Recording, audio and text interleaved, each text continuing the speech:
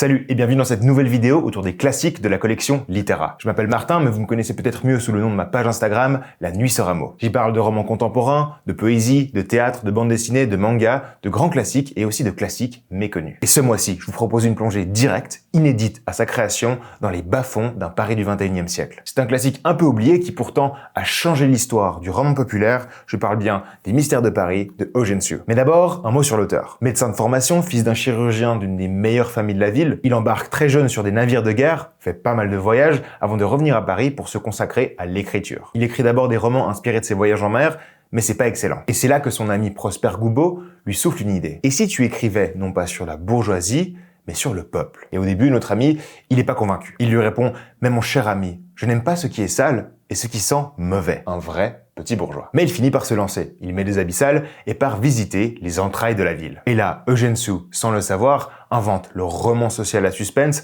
20 ans avant la parution des Misérables de Victor Hugo. Un peu comme Dumas, il écrit dans la presse à raison d'un épisode par jour. Son feuilleton, publié entre 1842 et 1843 dans le Journal des débats, devient vite un phénomène. C'est simplement le premier blockbuster littéraire de l'époque. Et surtout, il fait lire des classes sociales qu'il ne lisait pas encore. Et c'est bien normal parce qu'auparavant, il ne se reconnaissait pas dans les romans de la bourgeoisie. Mais aujourd'hui, on parle d'elle. Et cela, c'est une révolution. Mais qu'en est-il de l'histoire alors? Vous l'avez compris, tout commence dans les quartiers pauvres de Paris. Un homme vêtu comme un ouvrier, mais parlant comme un aristocrate, arpente les rues sombres du Marais. Il s'appelle Rodolphe et cherche à faire justice. Très vite, il sauve une jeune fille, Fleur de Marie, d'un bordel sordide. Et découvre avec horreur la misère, la cruauté qui règne dans les bas-fonds parisiens. Mais Rodolphe n'est pas n'importe qui. C'est un prince allemand qui a décidé de consacrer sa vie à réparer les injustices. D'abord individuelles, puis ensuite systémiques. Et là, on va croiser tout un tas de personnages incroyables. Des criminels au grand cœur, des juges corrompus, des familles déchirées, des mères perdues, des aristocrates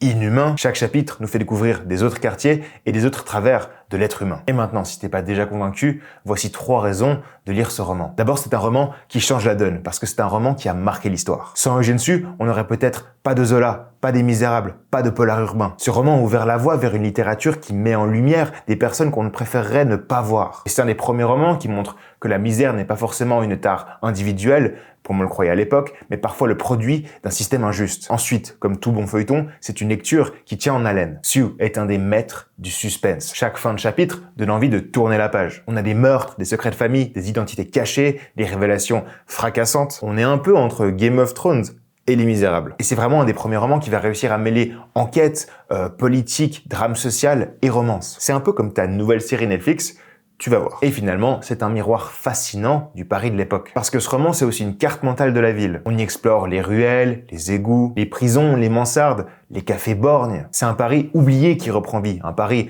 d'ombre et de lumière, dont la visite va autant vous régaler que vous dégoûter. Bref, Les Mystères de Paris, c'est plus qu'un roman feuilleton. C'est une fresque immense, un cri de colère, une œuvre fondatrice de la littérature moderne. Et si vous aimez les grands romans, les personnages inoubliables, ces livres qui ont un peu changé le monde, ce livre, il est fait pour vous. Voilà pour le classique du mois. On se retrouve le mois prochain pour une nouvelle plongée dans un grand classique de la littérature. Et d'ici là, je vous souhaite bonne lecture.